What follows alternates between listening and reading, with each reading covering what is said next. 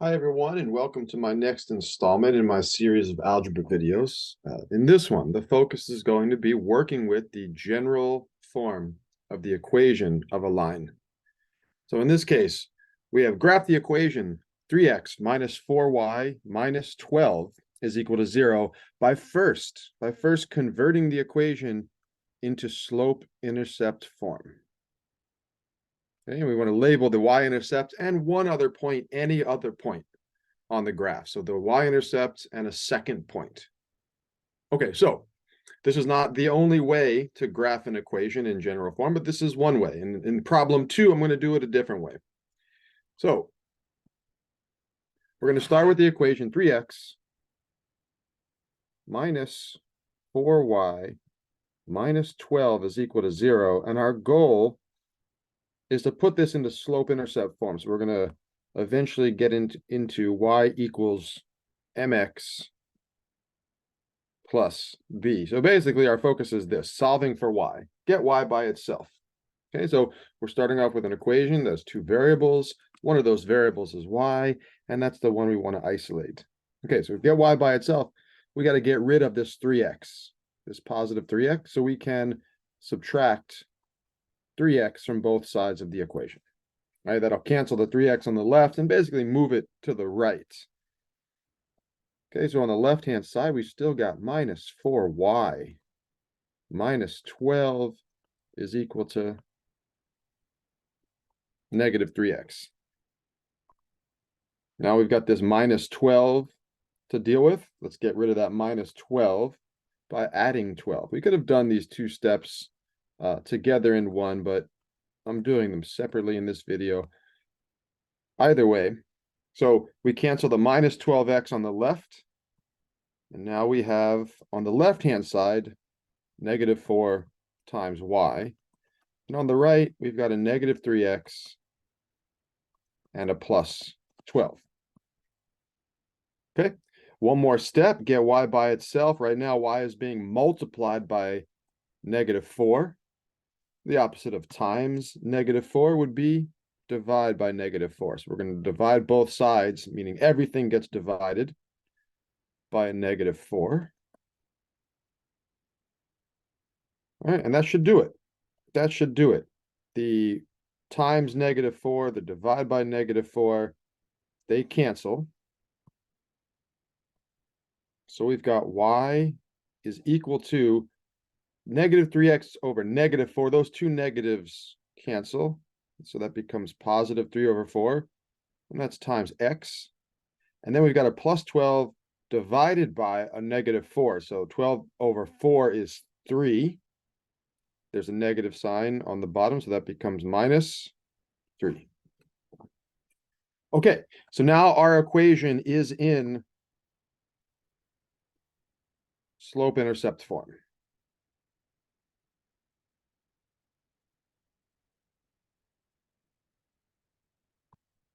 This form is a bit more useful because now the number 3 over 4, that has some specific meaning in terms of our graph. And the minus 3 also has specific meaning as it relates to our graph.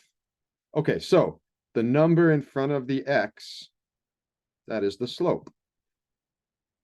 All right, so we've got m is equal to 3 over 4. And then the constant at the end, that is the y-intercept. That's a point on the graph.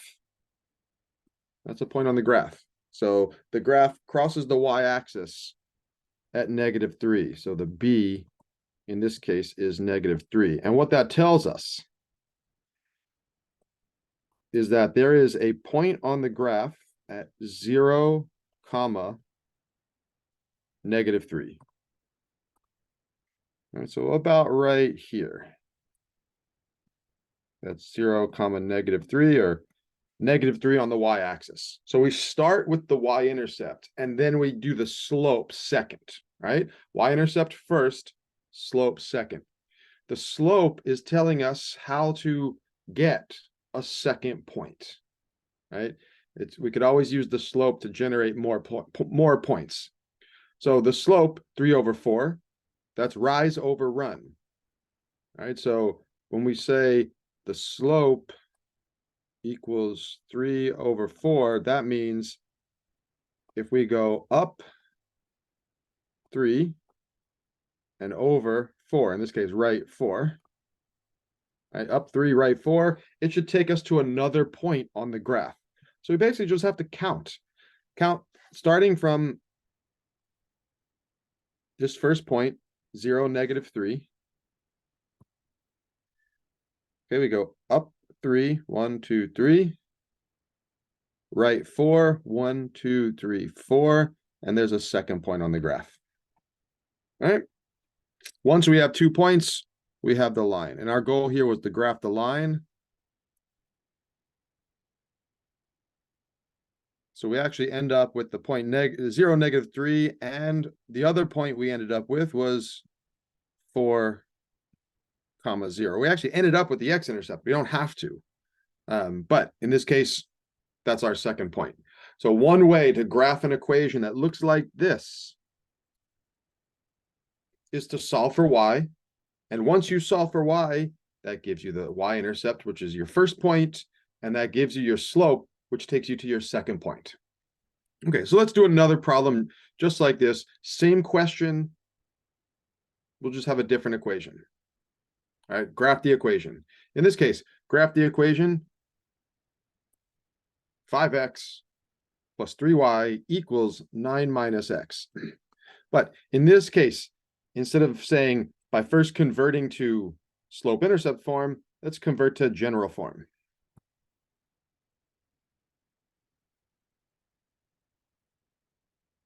Let's convert to general form. So general form is, well, let's start with the equation, and then let's talk about general form. So we're starting with 5x plus 3y is equal to 9 minus x.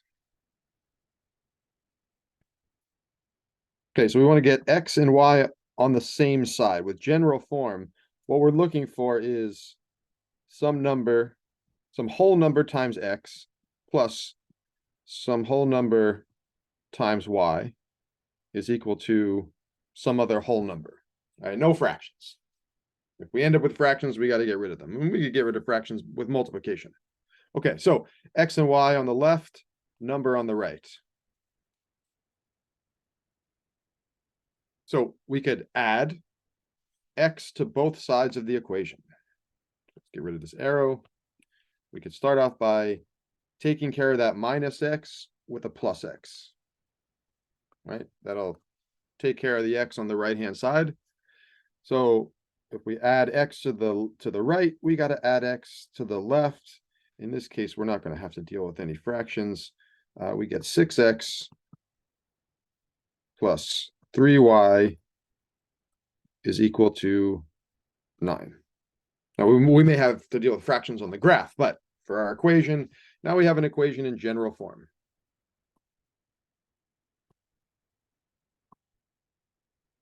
Okay, so here's our equation in general form. Also color code things so we know what we're working with. So now in this case, the directions don't say use the slope and find any other point. In this case, specifically, we're looking for the x-intercept and the y-intercept. Now remember, our definition of the word intercept for both x and y, the word intercept means a point that contains the number 0. A point that contains the number 0. So that 0 could happen in one of two places. Right? We could have a 0 for the x, and then we got to figure out some number for y, or we could have a 0 for the y and figure out the corresponding number for x. Okay, so what we're doing here, we're starting with the equation 6x plus 3y is equal to 9.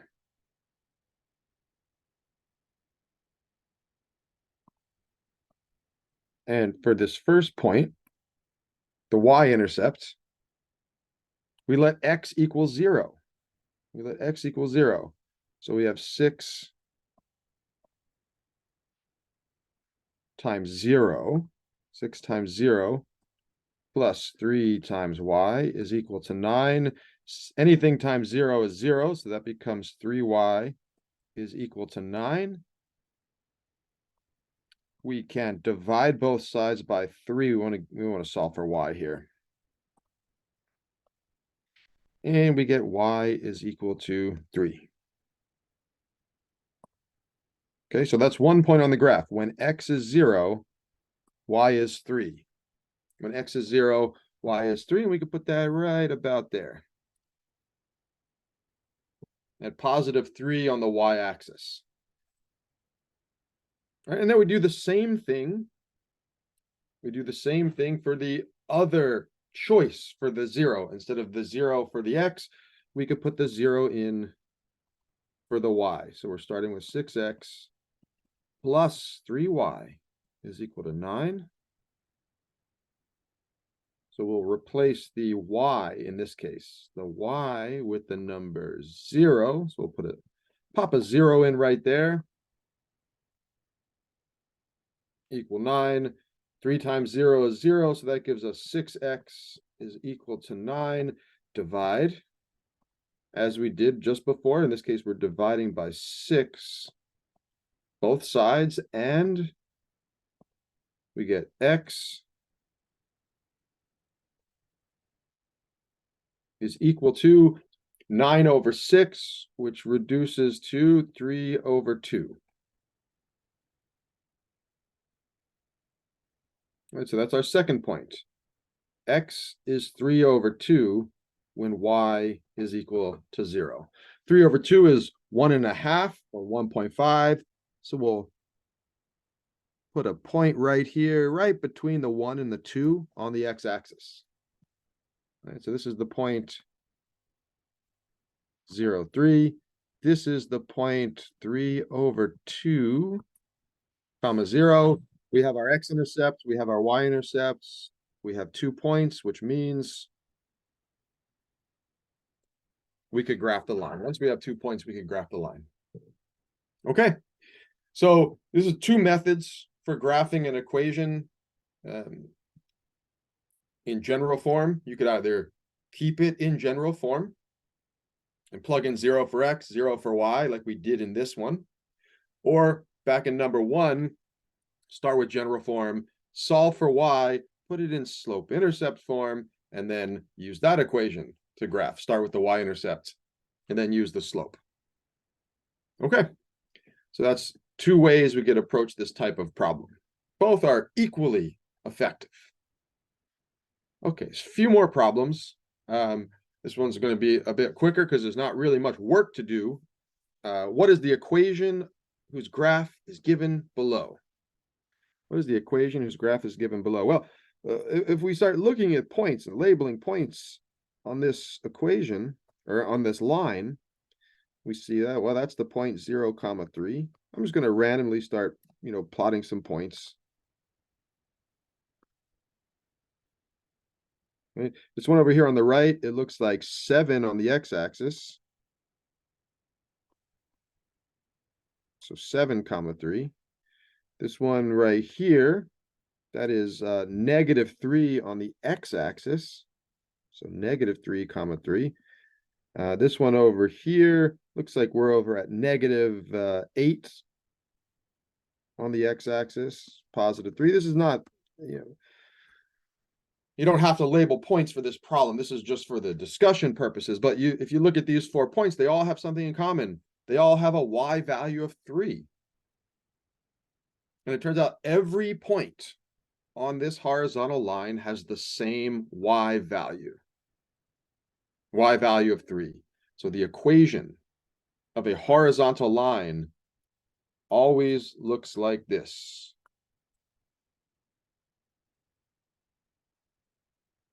Right? Horizontal lines, the equation doesn't contain an x. X could be anything, but the y has to be, in this case, +3. So the equation of this line is y equals 3. Right? Normally, the equation of a line has an x and a y. With the 2 exceptions, the only 2 exceptions where the equation doesn't have both variables. right? So we're not using this here. Horizontal lines, the equation only has a y equals a number. And then in number 4, same question, but we don't have a horizontal line. Let me go on to number 4. We have a vertical line.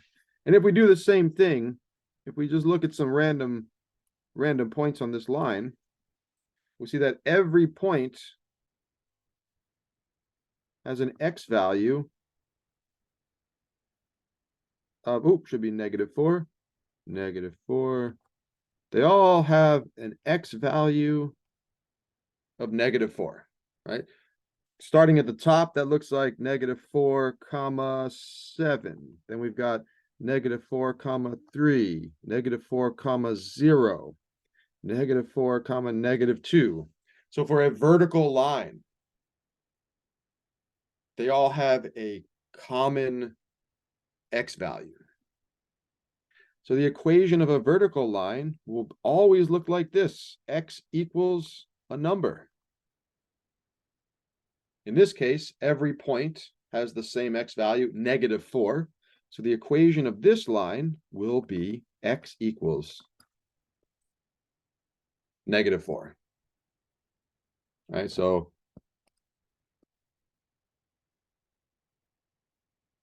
vertical lines always look like this: x equals a number. Let me go back a slide. Horizontal lines always look like this: y equals a number. All right, so just one more problem. We'll do both horizontal and vertical together in one problem, number 5, and this will be the last one. Use graphing to find the point of intersection of the following 2 lines. Okay, the following 2 lines. We've got a vertical line through the point 3, -7. So if we go to 3 on the x, 1, 2, 3, down to -7 on the y, we've got a point right here, right? So that's the point 3, -7.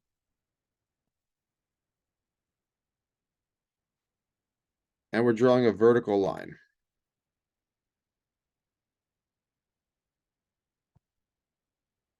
Okay. So let's do the same thing. Let's switch to, I don't know, let's use orange. We have a horizontal line through the point -2, 2. So that's -2 on the x, +2 on the y. So the point -2, 2 is right about there. And we have a horizontal line through this point. And now, once we have these 2 points on the xy plane, we can see this point of intersection right about there. And if we count the little hash marks, 1, 2, 3 on the x, 1, 2 on the y, there's our point of intersection. It's the point 3, 2. We're getting that 3 as the x value from the vertical line because the equation of that line is x equals 3. We didn't need the graph for this. We didn't need the graph. Graphing is one method. We could have also used the equations. We got a horizontal line through -2, 2, so all of those y values are 2, and we see the equations of the lines, x equals 3 and y equals 2, same as our point. X equals 3, y equals 2. All right, that does it for this problem set, working with the general form of an equation and also horizontal and vertical lines. Hope this was helpful.